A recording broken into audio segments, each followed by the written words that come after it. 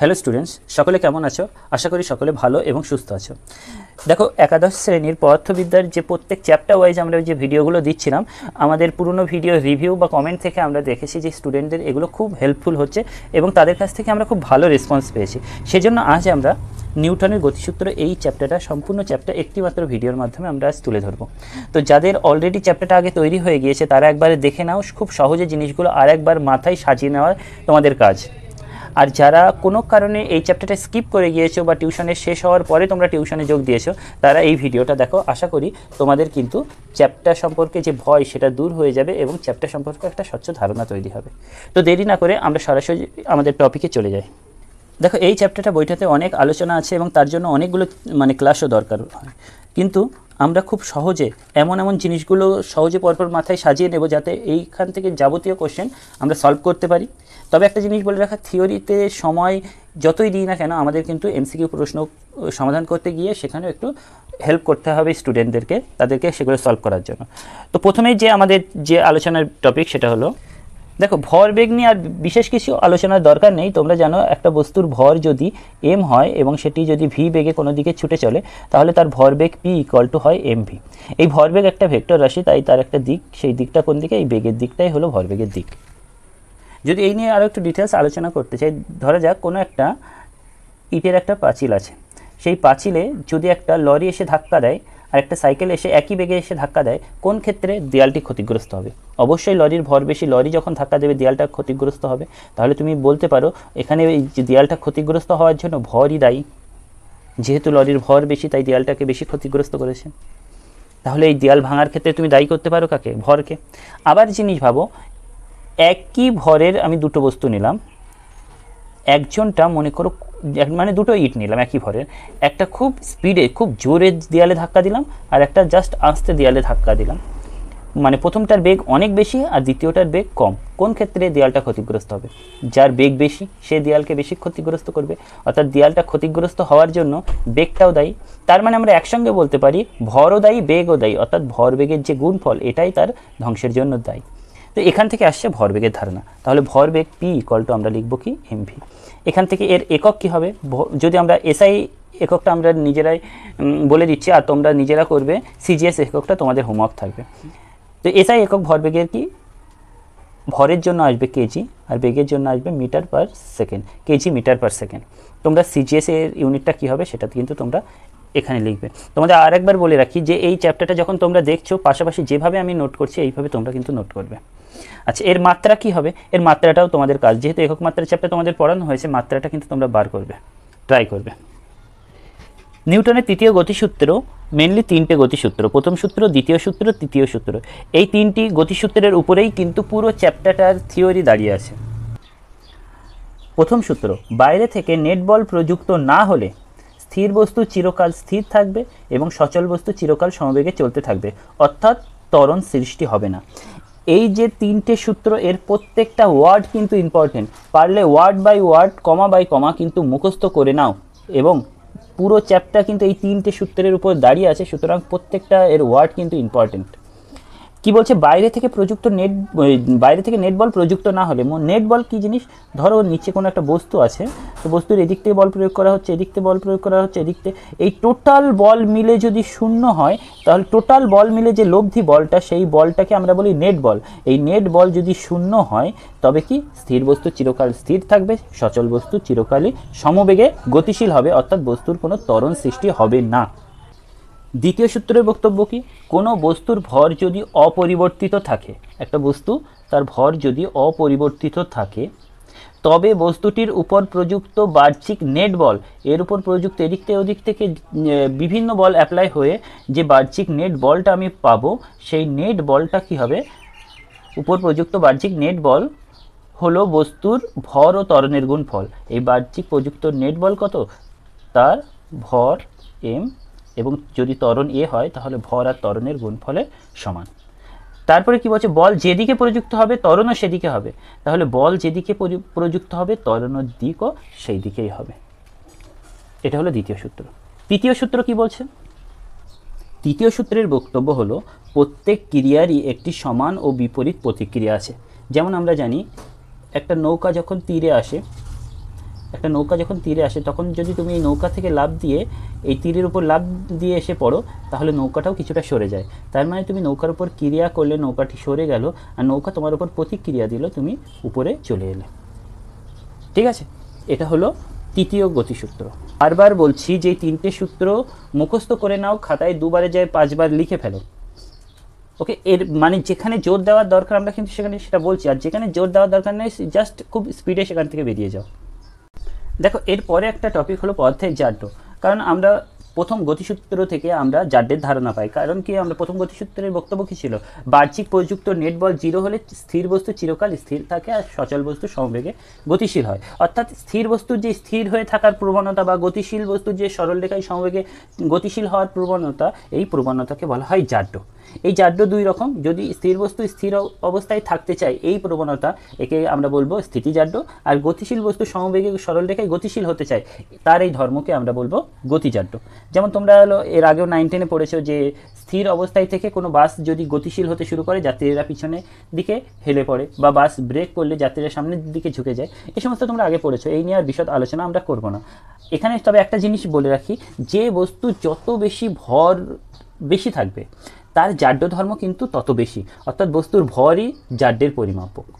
ওকে, এটা কিন্তু তোমরা এখানে একটা এখানে নোট করে লিখে রাখতে পারো যে বস্তুর ভরই জাড্যের পরিমাপক, অর্থাৎ বস্তুর ভর যত বেশি হবে জাড্যের পরিমাণও তত বেশি হবে। প্রথম গতিসূত্র থেকে যেমন পদার্থের জাড্য ধর্ম আমরা জানতে পারি, প্রথম গতিসূত্র থেকে বলের ধারণাটাও কিন্তু আমরা প্রথম গতিসূত্রের থেকেই পাচ্ছি। যে প্রযুক্ত নেট বল 0 হলে বস্তু স্থির থাকবে, অর্থাৎ এই যে প্রথমেই যে বলের ধারণাটা, এটা কিন্তু নিউটনের প্রথম গতিসূত্র থেকে পাচ্ছি। তাহলে একটা শর্ট কোশ্চেন, নিউটনের প্রথম গতিসূত্র থেকে কী কী জানা যায়? পদার্থের জাড্য ধর্ম এবং বলের ধারণা। আর দ্বিতীয় গতিসূত্র থেকে আমরা কিন্তু বলের পরিমাপটা করতে পারি। আচ্ছা, তো এখান থেকে আরও একটা জিনিস, বলের সংজ্ঞাটা তোমরা বইটা থেকে দেখে নিতে পারো। তারপরে বলের একক, বলের একটা রাশি যেমন F=ma পেয়েছে, সেখান থেকে বলের এককও তোমরা বার করতে পারবে। আবার হলো এর মাত্রাও এখান থেকে বার করতে পারবে। যেহেতু একক মাত্রা চ্যাপ্টার আশা করি খুব ভালোভাবেই তোমরা তৈরি করে নিয়েছো, সুতরাং এটা পারবে। যারা এখনও একক মাত্রা এখনও ঘাটতি আছে বলে ভাবছো, তারা কিন্তু একক মাত্রা চ্যাপ্টার ওই ধারণাটা যে একটা ভিডিওতে দেওয়া আছে সেটা থেকে তোমরা দেখে নিতে পারো। এরপরে আমরা দেখব নির্দেশতন্ত্র। নির্দেশতন্ত্র কি? দেখো, কারোর গতি যদি আমাদেরকে যাচাই করতে হয়, তাহলে কোনো একটা বস্তুর সাপেক্ষে আর একটা বস্তুর অবস্থান বা কিছু আমরা সেই অনুযায়ী করি। যেমন ধরো, এই পেনটা থেকে আমরা বলবো যে এইটা 5 সেমি দূরে বা 10 সেমি দূরে বা 15 সেমি দূরে বা এর সাপেক্ষে এরকমভাবে গতিশীল। তো কোনো বস্তুর গতি অবস্থা বোঝানোর জন্য কাউকে একটা নির্দেশক হিসেবে ধরতে হয়, এটাকেই বলা হচ্ছে নির্দেশতন্ত্র। যেমন মনে করো এই একটা ট্রেন, তো এই ট্রেনের মধ্যে এই যাত্রীটা আছে আর পাশে আর একটা ট্রেন। ঠিক আছে, তো আমরা কি মনে করো এই যাত্রীটা এই ট্রেনটায় যে সবুজ রঙের ট্রেনটা দাঁড়িয়ে আছে আর এই যে কালো রঙের ট্রেনটা পাশে দাঁড়িয়ে আছে। এখন এই যাত্রী একে স্থির দেখছে, এবার এই ট্রেনটা চলতে শুরু করেছে, তো তখন কি করবে? এই যাত্রী এই ট্রেনটাকে চলতে দেখবে, অর্থাৎ এই ট্রেনের গতি বা যাই হোক না কেন সেটাকে এই ট্রেনের সাপেক্ষেই আমরা দেখছি। এখন যদি দুজনই সমবেগে গতিশীল হয়, তখন এই যাত্রী কি দেখবে? একে স্থির দেখবে। দেখো, এ কিন্তু অরিজিনালি গতিশীল, কিন্তু এই ট্রেনের সাপেক্ষে এ স্থির। তাই জন্য বলছি, এই যার সাপেক্ষে সে গতিশীল না স্থির, সেইটাও হলো একটা ফ্যাক্টর। এখন নির্দেশতন্ত্র, যেটা যার সাপেক্ষে আরেকজনের আমরা গতিটাকে দেখছি, সে যদি স্থির বা সমবেগে চলে, তাহলে এই নির্দেশতন্ত্রকে আমরা বলবো জড়ত্বীয় নির্দেশতন্ত্র। এই জড়ত্বীয় নির্দেশতন্ত্রে কিন্তু নিউটনের গতিসূত্র প্রযোজ্য। কিন্তু এই নির্দেশতন্ত্র যার সাপেক্ষে আরেকজনের গতিটা আমরা পরিমাপ করছি, সেই নির্দেশতন্ত্রের নিজেরই যদি ত্বরণ থাকে, তাহলে সেই নির্দেশতন্ত্রকে আমরা বলবো অজড়ত্বীয় নির্দেশতন্ত্র। এই অজড়ত্বীয় নির্দেশতন্ত্রে কিন্তু নিউটনের গতিসূত্র প্রযোজ্য হবে না। কেন? অজড়ত্বীয় নির্দেশতন্ত্রে একটা বল কাজ করে, সেটা হলো অলিক বল। ওকে, এরপরে আরেকটা ইম্পর্টেন্ট টপিক, সেটা হলো ঘাত বল আর বলের ঘাত। ঘাত বল কি? বলছে একটা বৃহৎ মানের একটা বল যদি খুব অল্প সময়ে যদি একটা বস্তুর উপরে ধাক্কা দেয়, মানে ধরো এই একটা কার্ডবোর্ডে পেরেকটাকে পুঁততে হবে, তো আমরা কি করবো? একটা হাতুড়ি দিয়ে জোরে এর উপরে ধাক্কা দেবো। অর্থাৎ বৃহৎ মানের বল খুব অল্প সময়ের উপর ক্রিয়া করলে তাকে ঘাত বল বলা হয়। ঘাত বল প্রকৃতপক্ষে একটা বৃহৎ মানের বলকে বোঝায়, তাই ঘাত বলের একক হবে বলের একক, মাত্রা হবে বলের মাত্রা। ওকে, এরপরে আসি আমরা বলের ঘাত। এটা কিন্তু আরেকটা ইন্টারেস্টিং জিনিস। বলের ঘাত কি বলছে? কোনো একটা নির্দিষ্ট মানের বল যদি একটা ব্লকের বা কোনো কিছুর উপরে অনেকক্ষণ ধরে যদি একটা নির্দিষ্ট মানের বল যদি প্রয়োগ করা হয়, তাহলে তাকে আমরা বলবো বলের ঘাত। এই বলের ঘাত এই বলের ঘাত ইকুয়াল টু কি হবে, যে বল এবং যে সময় ধরে এই বলটা অ্যাপ্লাই হচ্ছে সেই সময়, অর্থাৎ বল আর সময়ের গুণফল। প্রকৃতপক্ষে এই বলের ঘাত ভরবেগের পরিবর্তনকে নির্দেশ করে। কেন? তোমরা দেখো এই রাশি থেকে বল সমান আবার আমরা কি জানি, এম ইন্টু ত্বরণ, ভর ইন্টু ত্বরণ ইন্টু যদি সময় লিখি তাহলে এম ইন্টু ত্বরণ ইকুয়াল টু আবার কি জানি, V minus you by T. যেখানে কি কোনো বস্তু যদি প্রাথমিক বেগ ইউ এবং টি সময় পরে যদি তার বেগ ভি হয় তাহলে ত্বরণ আমরা কি লিখি, V minus you by T. তাই জন্য ত্বরণের ওখানে এটা বসিয়ে দিলাম, আর এখানে একটা টি আছে, এইটি যদি কেটে যায় তাহলে কত হলো, এই M V minus M U. তাহলে বলের ঘাত অর্থাৎ বল আর সময়ের গুণফল এটা প্রকৃতপক্ষে কাকে নির্দেশ করে, ভরবেগের পরিবর্তনকে নির্দেশ করে। এটা কাকে নির্দেশ করে, ভরবেগের পরিবর্তনকে নির্দেশ করে। এখানে তোমাদের আরও একটা জিনিস বলে রাখি, যদি কোথাও কোনো গ্রাফ দেখো, এটা যদি বলে বল সময় গ্রাফ, যেখানে y অক্ষে বল আর x অক্ষে সময়টাকে প্রকাশ করা হয়েছে, তাহলে এই বল সময় গ্রাফ যদি কোথাও থাকে, সেই গ্রাফের যে ক্ষেত্রফল, সেই ক্ষেত্রফল কাকে নির্দেশ করবে, বলের ঘাতকে নির্দেশ করবে, অর্থাৎ ভরবেগের পরিবর্তনকে নির্দেশ করবে। এই নিয়ে কিন্তু তোমাদের এমসিকিউ প্রশ্ন আছে। কিন্তু দেখো আমাদের বইটাতে কিন্তু অনেক আলোচনা আছে। একটা জিনিস মনে রাখবে, আমাদের কাছে টাইম কিন্তু লিমিটেড। এই লিমিটেড টাইমের টোটাল সিলেবাসটা যখন আমরা কভার করব তখন ইম্পর্টেন্ট জায়গায় বেশি টাইম এবং যেগুলো কম ইম্পর্টেন্ট সেখানে কম টাইম দেওয়াটাই আমার মনে হয় সেটাই ভালো তোমাদের পক্ষে। তো দেখো এরপরে একটা টপিক আছে যে বিভিন্ন রকম বল, বিভিন্ন প্রকার বল।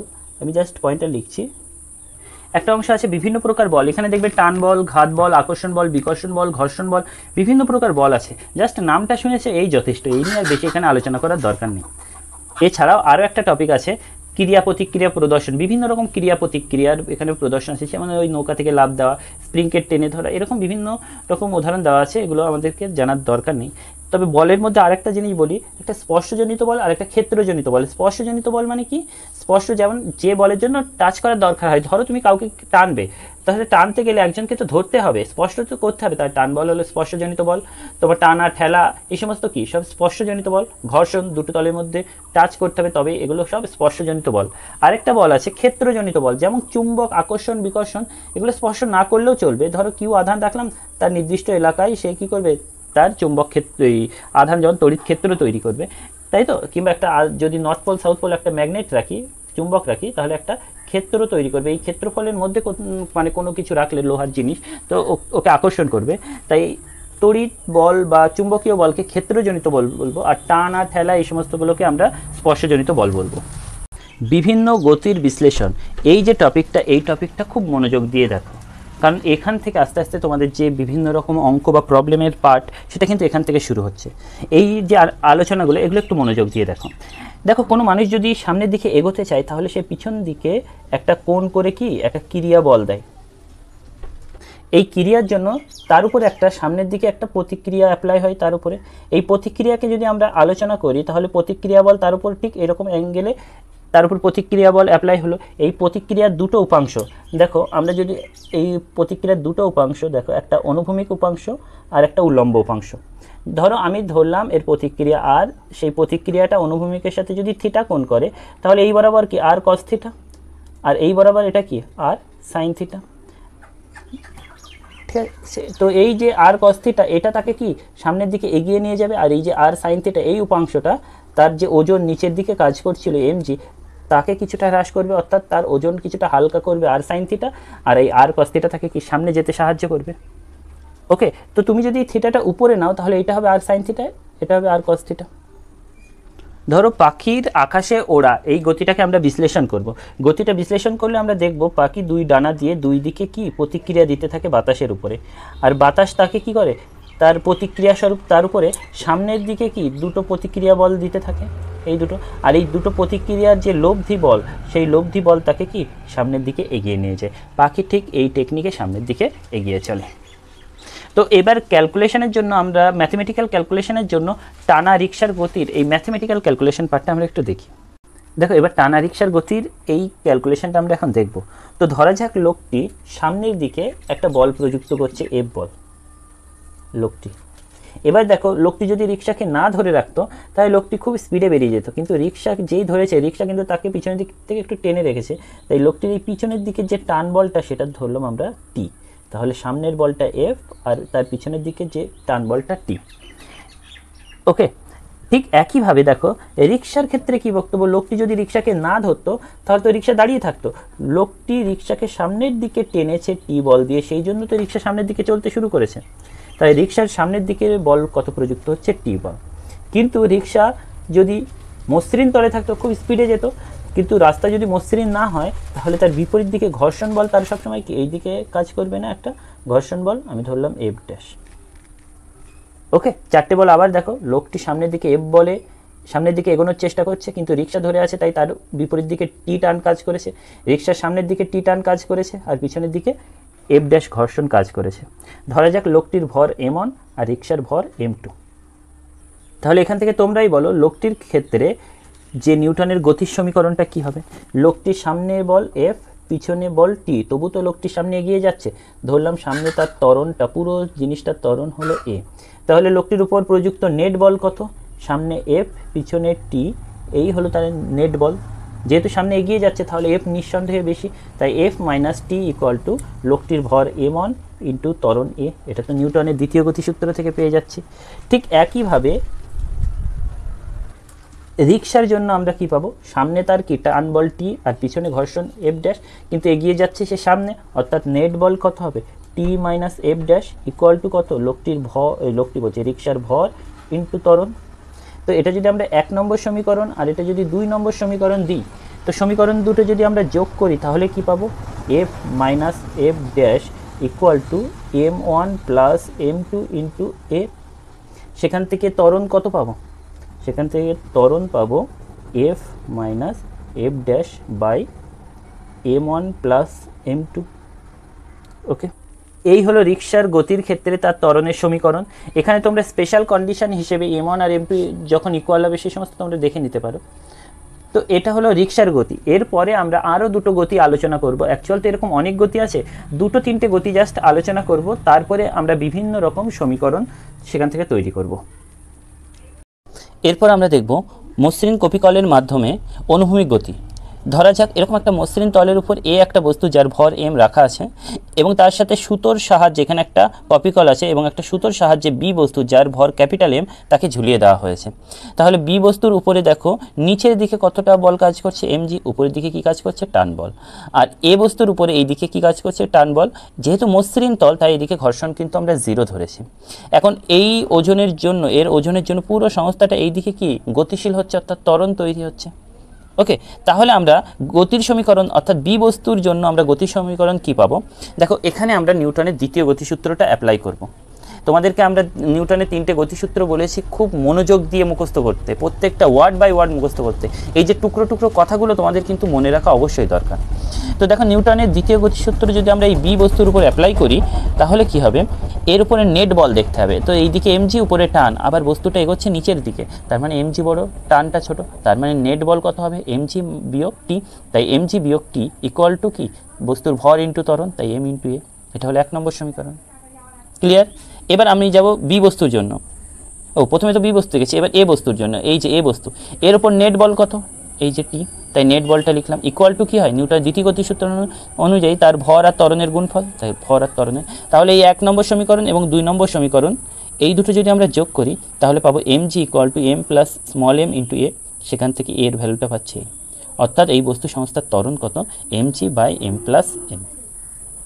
এবার এই ত্বরণের মানটা যদি 2 নম্বর সমীকরণে তোমরা বসাও তাহলে অবশ্যই টানের মানটা পেয়ে যাবে, সেটা কি mmg by m plus m। Okay, এরপরে আমরা দেখব মসৃণ কপিকলের মাধ্যমে উলম্ব গতি। এই একটা মসৃণ কপিকল আছে, তার সাহায্যে এখানে বি বস্তু যার ভর m এবং এ বস্তু যার ভর স্মল m কে একটা সুতো দিয়ে কানেক্ট করা হয়েছে। আমরা ধরে নিলাম capital M is greater than small m।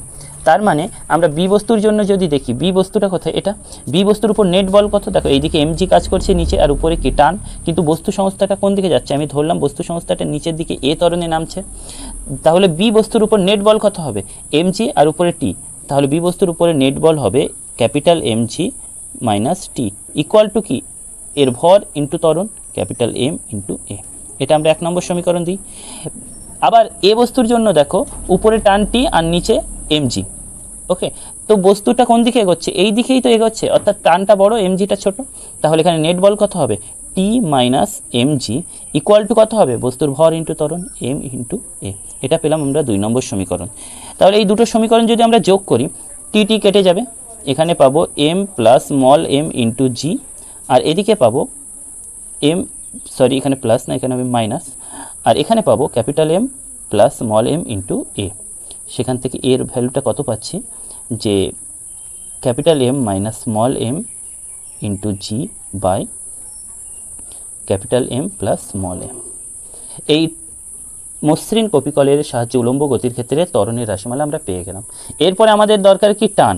এই যে ত্বরণের রাশিমালা তোমরা পেলে, সেটা 1 নম্বর অথবা 2 নম্বর সমীকরণে তোমরা যদি বসাও, তাহলে সেখান থেকে টানের মান পাবে 2 capital M small M G by capital M plus small M. এই হলো মসৃণ কপিকলের মাধ্যমে উলম্ব গতি। চলন্ত লিফট নিয়ে দেখবে বইটাতে অনেক আলোচনা আছে। এই আলোচনার মধ্যে আমরা না গিয়ে, এখানে দেখবে ক্রিয়া প্রতিক্রিয়া বা আপাত ওজন বিভিন্ন আলোচনা আছে। তো এত কিছুর মধ্যে না গিয়ে আমরা খুব সহজে 2-1 লাইনে জিনিসটা বুঝে নেব।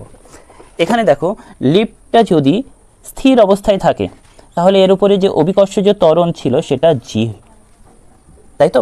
এখন যদি লিফট এ ত্বরণে উপরের দিকে গতিশীল হয়, তাহলে এখানে জিটা চেঞ্জ হয়ে যাবে, সেই জিটা হয়ে যাবে জি ড্যাশ, আর জি ড্যাশ ইকুয়াল টু কী হবে? এই অরিজিনাল অভিকর্ষজ ত্বরণ জি প্লাস এ। খুব সুন্দরভাবে মনে রাখো, তাহলেই হয়ে যাবে। এখন এখানে মনে হচ্ছে যেটা কী কাজে লাগবে? অনেক কাজে লাগবে। অঙ্কের ক্ষেত্রে দেখবে জাস্ট এই ধারণাতেই তোমাদের সকল সমস্যার সমাধান হয়ে যাচ্ছে। শুধু এইগুলো না, যে ওখানে আরও একটা প্রবলেম আছে, বাদরের গাছে ওঠা বা দড়ি বেয়ে নিচে নামা, এই ধরনের যাবতীয় প্রবলেম কিন্তু সব এখান থেকে পেয়ে যাবে। বা লিফট যখন উপরে উঠবে তখন তার আপাত ওজনের হ্রাস বৃদ্ধি, সকল প্রশ্নের উত্তর কিন্তু তোমরা এখান থেকে পেয়ে যাবে। তো যতটা বলছি কিন্তু তোমরা কিন্তু খাতায় ঠিক এইভাবেই নোট করে রাখবে, যে লিফট যখন এ ত্বরণে উপরে উঠছে তখন অভিকর্ষজ ত্বরণ হবে জি ড্যাশ। জি ড্যাশ কত? জি প্লাস এ, এ লিফটের ত্বরণ। এখন যদি লিফট এ ত্বরণের নিচের দিকে নামে, তাহলে অভিকর্ষজ ত্বরণ চেঞ্জ হয়ে তৈরি হয়ে যাবে জি ড্যাশ, সেটা কত হবে? জি মাইনাস এ। অরিজিনাল যে অভিকর্ষজ ত্বরণ তার থেকে যে ত্বরণটা লিফট যে ত্বরণের নিচে নামছে সেটা মাইনাস হবে। ওকে, এখন এখানে কয়েকটা স্পেশাল কেস আছে, স্পেশাল কেস কি? এই যে লিফট যখন নিচে নামছে, তখন যদি জি ত্বরণের নিচে নামে, অর্থাৎ এ যে ত্বরণের নিচে নামছিল এর ভ্যালুটা যদি জি এর সমান হয়ে যায়, তাহলে জি মাইনাস জি হয়ে যাবে, অভিকর্ষজ ত্বরণ হয়ে যাবে কত? 0। অতএব বস্তুর ওজনও কত হয়ে যাবে? এম জি ড্যাশও কত হয়ে যাবে? 0। অর্থাৎ লিফট যদি এ ত্বরণ, অর্থাৎ এ ত্বরণটা যখন জি এর সমান, লিফটটা জি ত্বরণের নিচে নামছে, তখন তার আপাত ওজনটা কত হয়ে যাবে? 0।